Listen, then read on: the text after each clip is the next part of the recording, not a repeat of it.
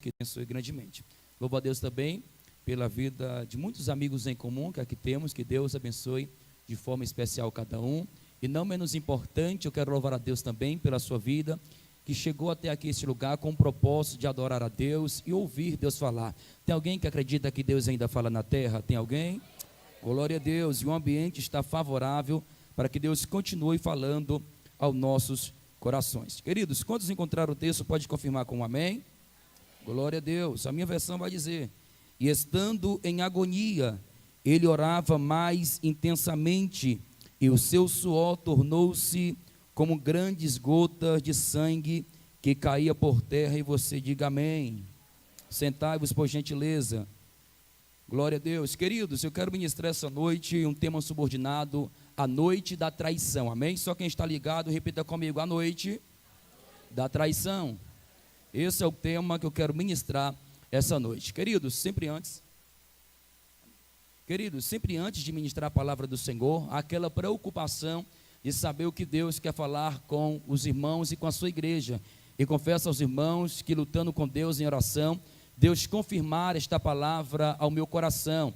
E confesso a Deus que é com muito temor e tremor que eu venho aqui ministrar esta palavra, pois até então o texto ora lido retrata do momento exato aonde Cristo Jesus está no jardim do Getsemane, e sabemos que esse momento é um momento histórico e marcante na história do cristianismo, pois é um momento que sucede a última Santa Ceia e o momento que antecede o crucificamento de Cristo Jesus. É bem verdade que esse texto é marcante e traz a memória de um momento muito crucial para o cristianismo, que é registrado nos 3 evangelhos sinóticos, ora saber, em Mateus capítulo 26, do 36, versículo 36 ao 46, Mateus também registra e relata este momento de Cristo Jesus no jardim do Getsemane. Marcos também, no capítulo 14, no versículo 32 ao 42, ele também registra Jesus aqui no jardim do Getsemane. É interessante que Lucas aqui, ele enfatiza e ele tem alguns pontos aqui que vale a pena parar e analisar, porque quando Lucas começa a descrever Jesus aqui no jardim do Getsemane, ele inicia no versículo de número 39, e é interessante que Lucas começa dizendo que Jesus, saindo uma vez mais, foi como costumava para o Monte das Oliveiras. É interessante que Lucas aqui está enfatizando Jesus no seu ministério de oração, porque quando nós analisamos Lucas registrando e relatando a história de Cristo Jesus, é um dos pontos que ele frisa muito, é Jesus nos seus momentos de oração. Por 7 vezes específica e direta, Lucas vai nos mostrar Jesus orando. A primeira vez que Lucas nos mostra Jesus orando é no capítulo 6, no versículo 12 e no versículo 13, quando Jesus sobe para o monte para orar e passa a noite orando. Quando desce no outro dia, ele faz as escolhas do seu discípulo. A segunda vez que Lucas nos mostra Jesus orando é na confissão de Pedro, onde Pedro confessa que Cristo é o enviado de Deus, e nesse interim Satanás pede para se entrar com a vida de Pedro, e aonde Cristo ora mais uma vez para que a fé de Pedro não viesse desfalecer. A terceira vez que Lucas registra Jesus orando é no capítulo 9, no versículo 28 ao 36, no Monte da Transfiguração, onde Cristo sobe com os seus discípulos mais próximos, e o texto diz que quando Jesus orava, as suas vestes e a sua face muda de aspecto, aonde a glória dos céus cobre Cristo, e Cristo tem o seu corpo transfigurado no Monte da Transfiguração. A quarta vez que Lucas registra Jesus orando é na transmissão da oração, ou no modelo da oração, no capítulo de número 11, no versículo 1 e no versículo 2, aonde o discípulo de Jesus pede para Cristo ensinasse a orar, assim como João ensinou o seu discípulo a orar. Jesus olha para ele e diz: pois bem, quando orares, orai assim: Pai nosso que estás no céu, santificado seja o seu santo nome. E assim assim sucessivamente. A quinta vez que Lucas registra Jesus orando é no capítulo 10, do versículo 21 e o 22, aonde Jesus está dando graça ao Pai por revelar as coisas aos sábios e aos entendidos e revelá-lo aos pequeninos. A sexta vez que Jesus está orando, sendo aqui no jardim do Getsemane, mas eu quero colocar a sexta vez de Jesus orando na cruz do Calvário. Quando Jesus está cravado na cruz, o texto diz que ele já estava insultado, e mais uma vez Jesus ergue a sua voz em oração, dizendo: Pai, perdoa-os, porque não sabe o que fazes. A sétima vez ou a sexta que Jesus está orando é neste momento aqui no jardim do Getsemane. O texto sagrado vai nos informar que quando Jesus desce para o jardim do Getsemane, ele convida os seus 12 discípulos, mas ele faz uma seleção daqueles 3 que ele era mais próximo e chama para orar. O texto diz que ele deixa o seu discípulo a um certo ponto e se retira a uma distância de um tiro de pedra, isto é, de 20 a 30 metros. E o texto sagrado vai nos informar que Jesus começa a orar, e o momento aqui é um momento de decisão, porque por qualquer decisão que Jesus tomasse aqui neste momento comprometeria o futuro da humanidade. Portanto, não está na Bíblia, mas permita-me pensar, eu acredito que o inferno por inteiro estava dentro do jardim naquele dia, impulsionando Jesus tomar a decisão que o inferno, ou seja, que o céu não queria, mas que o inferno tanto aplaudia que ele viesse a tomar. O texto sagrado vai nos informar que Jesus está um tanto aflito. A própria Bíblia nos mostra o grau de aflição que Jesus está enfrentando no jardim do Getsemane, porque o texto sagrado vai nos informar que a alma de Jesus, pastor Irã, estava angustiada até a morte. Daí dá para que você entenda o nível de aflição que Jesus está enfrentando do jardim do Getsemane. O texto sagrado vai nos informar que Jesus, em meio a esta aflição, o texto diz que ele dobra o seu joelho e começa a orar, e o texto diz que a sua alma estava em agonia. É interessante quando você translitera a palavra agonia para o grego vai nos dar a informação que agonia é agonidizo, isto é, há um esforço, há uma luta, há uma extenuação. Eu não sei se você está tentando compreender isto daqui,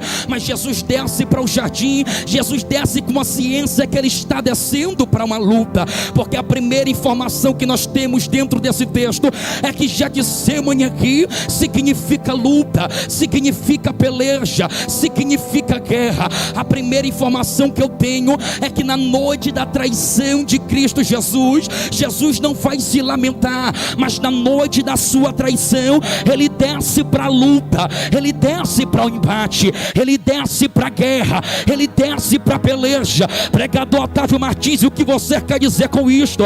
É que Cristo aqui está dizendo: eu vou ser traído, eu vou ser negado, mas eu não vou abrir mão daquilo que já me foi confiado. É por isso que o diabo levanta calúnia contra a tua vida, pregador. É por isso que o diabo levanta calúnia e fofoca contra a tua vida, cantora. É por isso, pastor, que o diabo tanto usa pessoas para atrair a tua fidelidade. É porque ele sabe que tem pessoas que no momento da traição, ele mete o pé no balde, chuta o pé da barraca e não quer saber mais de ministério. É por isso que o diabo tanto tenta contra a tua vida.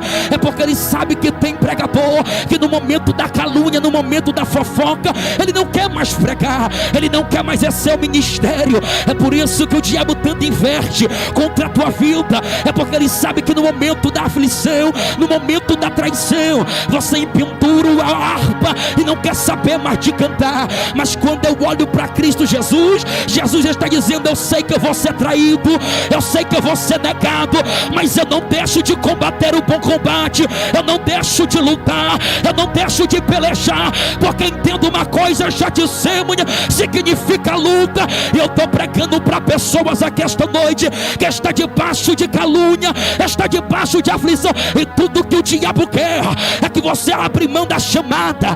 Tudo que o diabo quer, pregador, é que você deixa de exercer o ministério. Mas há uma voz gritante esta noite que está dizendo: não abre mão da peleja, não abre mão da luta, não abre mão da guerra, mas continua lutando, continua guerreando.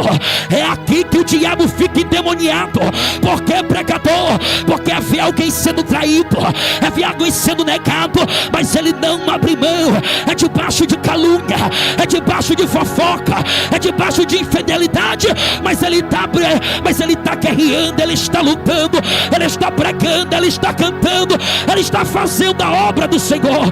Cristo no jardim do Getsemane está dizendo: eu sei que eu vou ser traído, mas na noite da traição Jesus já está lutando, Jesus já está guerreando. Para que você entenda, o texto sagrado vai nos informar que Jesus está em agonia, e Lucas vai registrar no versículo 44 que quando Jesus estava com a sua alma angustiada, ele orava mais intensamente. Olha para cá, por gentileza, porque quando você pega a palavra intensamente no grego é ektênese, ou seja, estendido ou ser esticado até o seu limite. A história, ou seja, o texto nos informa que quando alguém chega nesta situação, ele chega a se contorcer, rolar de dor nesta situação. Foi aqui que eu entendi o porquê de Jesus deixou o seu discípulo e foi uma distância de 30 metros a orar, porque Jesus para o seu discípulo era um herói, Jesus para o seu discípulo era um exemplo de força, um exemplo de resistência. Por isso que Jesus se distancia do seu discípulo para orar, porque o seu discípulo não ia ter estrutura de ver o seu herói, o seu mestre, o seu Senhor se contorcendo, rolando de dor, de sofrimento e de agonia. Naquele exato momento, eu não sei se vai dar para você dar um glória, mas é preciso eu ministrar isso daqui, porque vai ter situação, minha senhora, que você vai enfrentar sozinha, que o seu esposo não vai poder participar contigo. Não é porque ele vai te abandonar, é por causa que ele não vai ter estrutura de passar juntamente contigo. Da mesma forma é você, meu Senhor, vai ter situação que você vai enfrentar, que a tua esposa não vai ter estrutura de passar contigo, e você vai ter que enfrentar sozinho. Da mesma forma é você, meu pastor, vai ter situação que você vai enfrentar, que você vai dizer: me abandonaram. Não é porque é necessário você passar por situações difíceis sozinho, e porque vai ter pessoas que não vai ter estrutura de passar contigo lado a lado. Eu preciso quebrar este questionamento teu de dizer: fui abandonado, o meu pastor não me visita, ninguém me olha. Mas entenda, é necessário que você passa por esta dificuldade sozinha, passa por este problema sozinho. Mas entenda uma coisa, porque Jesus, o texto diz que quando ele se levanta da oração, permita-me imaginar Jesus passando a mão no rosto, se levantando, se posicionando, se apresenta diante do seu discípulo como se nada tivesse acontecido, segura nas mãos dele e diz: desperta, vamos orar mais um pouco, vamos interceder mais um pouco. Pregador Otávio Martins, o que você quer dizer com isto? Deus está dizendo, depois desse processo, depois desse momento de solidão, Deus está dizendo: eu vou te levantar, mas não é para abandonar quem um dia esteve contigo. Eu vou te levantar, mas é para você estender a mão quem um dia esteve contigo, que hoje está dormindo, que hoje está prostrado, e dizer: me coloca de pé, vamos orar mais um pouco. Se coloca de pé, vamos interceder mais um pouco. Creia você ou não, mas este processo está te forjando. Creia você ou não, mas este processo está te fortalecendo, está te dando graça, está te dando resistência para levantar quem está caído. Arai, dominácia, eu estou sentindo graça aqui, eu estou sentindo.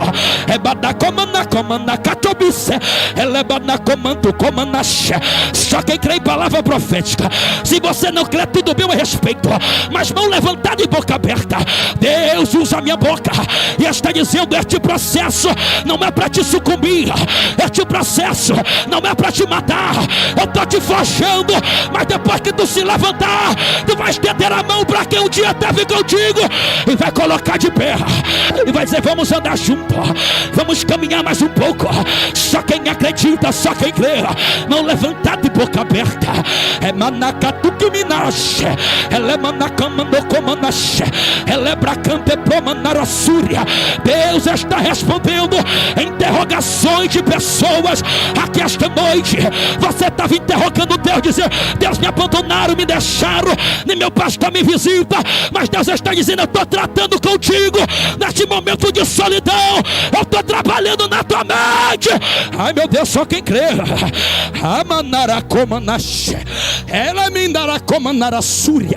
Jesus está vivendo um momento de solidão, mas quando ele se levanta, ele vai até o seu discípulo. Ele não vai brigar com o seu discípulo, dizendo: porque vocês me deixaram só, vocês são covardes, vocês não são companheiro. Não, ele chega diante do seu discípulo como se nada tivesse acontecendo. Parece que ele não deixa transparecer. Ele chega e diz: levanta, intercede mais um pouco comigo, nem se seja por mim uma hora, mas ora comigo. Jesus levanta, mesmo em meio à aflição.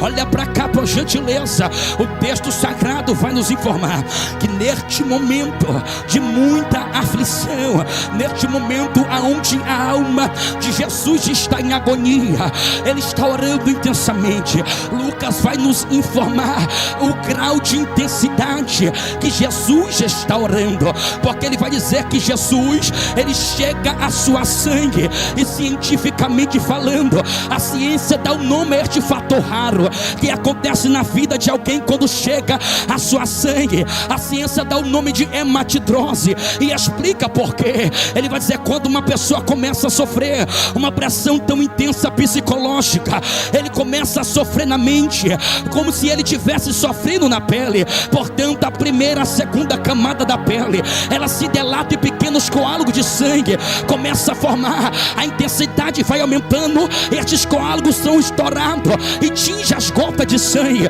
Neste momento, quem está contemplando Jesus está dizendo: está suando sangue, a aflição está grande demais, porque na verdade aqui Jesus está sofrendo na sua mente o que ele vai sofrer na pele daqui um pouco. Jesus está sofrendo no seu psicológico o que ele vai enfrentar daqui um pouco na via dolorosa. Mas sabe o que me chama a atenção dentro desse texto? É que Jesus já está em oração, e a oração de Jesus é: Senhor, se possível, passa de mim este cálice. Eu quero acreditar, pastor Fábio Lopes, que houve uma pausa neste momento, nesse interino da fala de Jesus e da oração. Quem sabe o inferno se levanta e diz: é agora que ele abre mão. Ele vai abrir mão do cálice, ele vai abrir mão da humanidade. Mas Jesus não para por aí a sua oração, ele só dá uma pausa. Ele continua dizendo: Senhor, mas que não venha a ser feito a minha vontade, mas a vontade tua. Mas a vontade tua.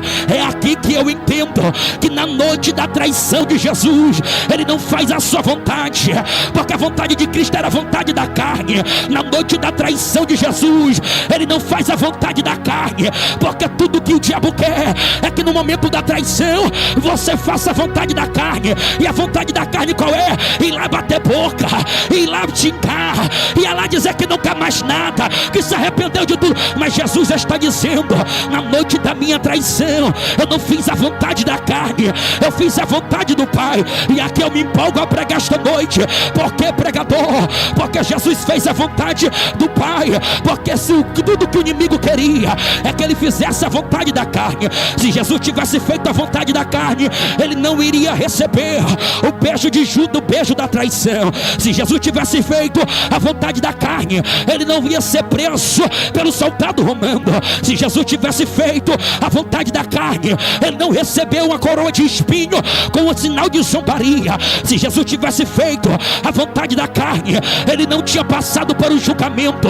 Se Jesus tivesse feito a vontade da carne, ele não tinha sido levado até a via dolorosa. Se Jesus tivesse feito a vontade da carne, não tinha pegado o madeiro e colocado o madeiro nos ombros de Jesus. Se Jesus tivesse feito a vontade da carne, ele não tinha sido arrastado pela via dolorosa. Se Jesus tivesse feito a vontade da carne, ele não tinha sido levado para o monte da caveira, e no monte da caveira gravado em uma cruz. Se Jesus tivesse feito a vontade da carne, ele não tinha sido erguido no alto do monte da caveira. Se Jesus tivesse feito a vontade da carne, ele não tinha dado 4 brados na cruz do Calvário, sendo o último dizendo: Pai, em tuas mãos entrego o meu espírito.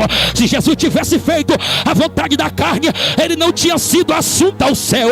Se Jesus tivesse feito a vontade da carne, ele não tinha sido assentado à direita do Pai. Se Jesus tivesse feito a vontade da carne, ele não tinha rogado ao Pai que enviasse o Consolador. Se o Consolador não tivesse vindo, a igreja não teria sido inaugurada. Se a igreja não tivesse sido inaugurada, não teria evangelho. Se não tivesse evangelho, não teria pregação. Se não tivesse pregação, não teria culto. Se não tivesse culto, não teria odre novo.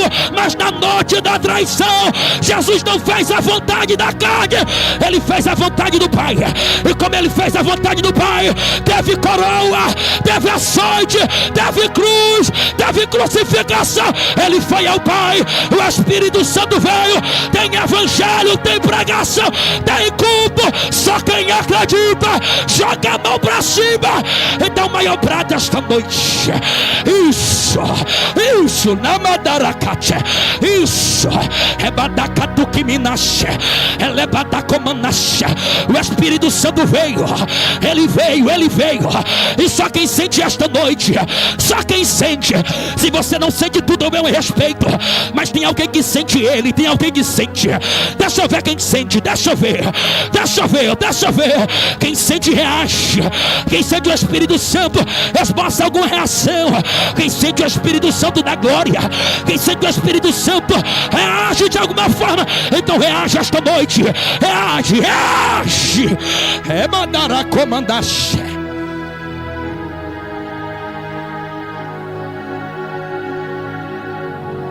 Se coloca de pé por gentileza.